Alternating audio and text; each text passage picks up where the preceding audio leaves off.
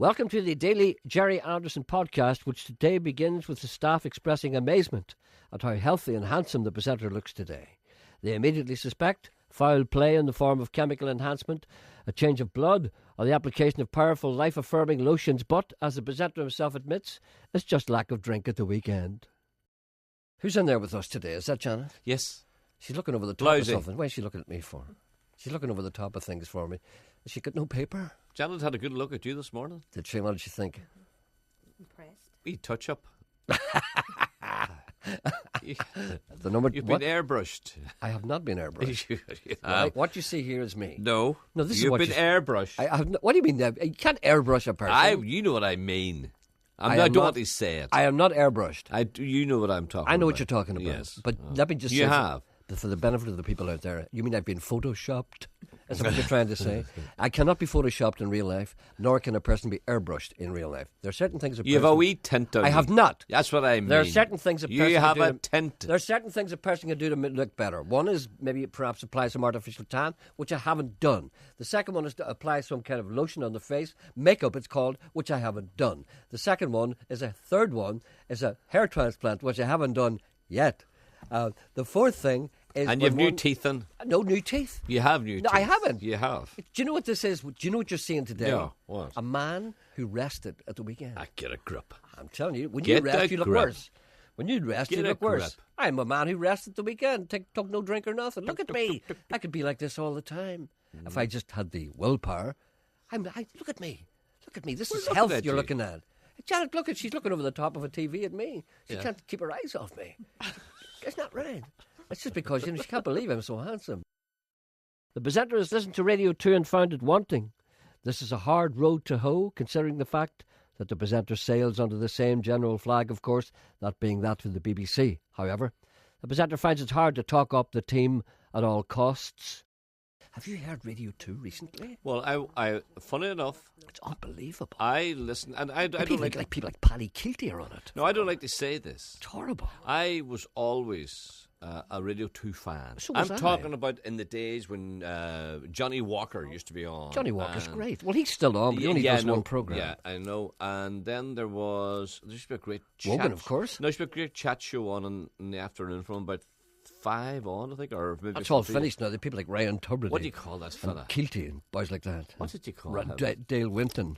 Aye, but the worst, and I don't like saying this. Go on. I tried to listen the odd Sunday morning when I'd be driving out to play golf. I'd be in the car, and more times than enough, I can't get any... Control yourself, it's all right. I turn it off. And I says, no, I'm staying with this guy. I hope you're not talking about Father Brian Darcy. No. Okay. And we're talking on BBC 2 here. Yeah. Radio well, sure, 2. he's on Radio 2. No, Radio 2. He is on Radio 2. Father Brian Darcy. Well, he must be on late at night, he's not on a Sunday. Although he should be, but he's not. Go ahead. It's your man's love songs. Whose love songs? What do you call him? You don't know his name now, don't you? Go on, the name. See, you don't know his name. I do. I told you before about that. Don't be starting talking about people if you don't know their names. Now, You see this whole guessing game now to guess who he is. What do you call him on a I Sunday? don't know. I've been reduced to Radio 2, which, to be honest, is the worst thing I've heard in 30 years. So my top listening these days is yourself, thank you, which is the best you can listen to any day. So I shouldn't be reading this, but I can't help it. Many of our institutions have crashed. It is no longer safe to put money in brick and mortar. All libraries, bookshops and record shops will soon fall final victim to the internet, and churches are being turned into restaurants of poor quality. There are no certainties anymore. Even men are different. They've been emasculated. No one seems to go on the tear anymore. That's right. He says, when was the last time you heard of a man? Oh, boy, Jesus, he's on the tear. People don't go on the tear. They don't. Back in the 60s, my mother's friends... And it was accepted. It was accepted. My mother's friends were always complaining about their husbands being away on the tear. They were either away 2 days a week on the tear, sometimes even 2 weeks on the tear. Others were just back off the tear. Some were about to go on the tear. Some were threatening to go on the tear. Everyone in the village, she talked about a place in Belfast, everyone in the village knew who was on the tear and who wasn't, and who was about to go on the tear, and who might just go on the tear if he's pushed the wrong way, and who is currently on the tear. It was a daily topic of conversation. Nowadays, I suppose, men get bluttered at home and end up lying full in the corner on the sofa watching their 50-inch LED. They're right. That's men don't go on the tear anymore. They go on the tear in their own house. Did you ever go on the tear? I was going to ask you the same thing. No, I never. I couldn't go on the tear. I used to go on the tear. I wouldn't have a stamina. I went on the tear. Did you? Yes, when I was a younger man, I would go away somewhere and. No, tell the truth. Can't you hear me? Tell Telling the truth. All Come right, on I'll now. tell you the truth. Right. I'll tell you the truth. What I used to do was, when we were in bands and stuff like that, do you know what I mean? I know exactly. And you're travelling all around Ireland, Right. you might be playing somewhere on a Sunday night, right? Right now. Say if you're playing in Sligo on a Sunday night. Right. Okay. Say you're on a Sunday night. Right. Maybe perhaps the next thing you had to do was maybe Wednesday. Yeah, because Monday was your day off, wasn't Monday and Tuesday usually. it? Right. Yeah. Usually. But All sometimes you rehearsed on Tuesday, but sometimes you didn't. So maybe perhaps you didn't have to. We were based in Dublin. So you were in Sligo on a Sunday night. And can I ask you before you move on? Where did a travelling band rehearse? probably in dance halls. In Dublin, in the Crystal Ballroom, and there was one called the Castaways. Would you had a regular booking? You had a steady hall. Oh yeah, You had yeah. a booked. Oh right. Oh, Sorry, yeah. right. Back No, now. you give a guy a few quid, and he'd let you in the afternoon. You'd rehearse all afternoon. Right. Sometimes you start in the morning, 11 to about 5 or 6, maybe 6 hours a day, 7 hours a day. But sometimes you didn't do that every week. Maybe once every 2 weeks. So you're in Sligo on a Sunday night, Yeah. and your next gig is maybe Dublin on a Wednesday. Right. You stand there on Sunday night, you're in Sligo, right? Surrounded by all kinds of people. You say to yourself, I might just go on the tear here. And you stay. You And stay in might- Sligo. You might meet a young lady, yeah. And you'd stay there and you go on the tear for a couple of days, yeah. But you see, I wasn't a great drinker. But my idea of going on the tear would be not to drink all the time.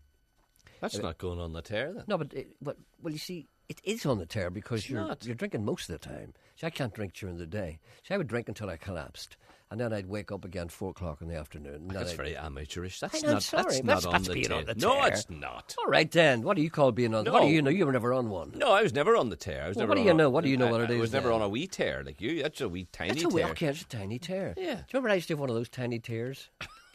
It's called a tiny tear. That's how it got its name. It's a wee drunken pony.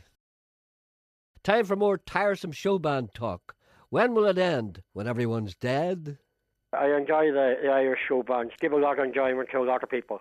They did indeed. Mr. Coyle is a great fan and has explained. No, I'm not. Yes, you were. I We had a discussion about this, which was repeated on Saturday. I was just putting forward the enjoyment that we got out of it. I know, but it's the innocence that The the innocence. But the innocence is the same as ignorance. Yeah. That's cruel. I That's used to- cruel. It is. What's the difference between innocence and ignorance? Yes.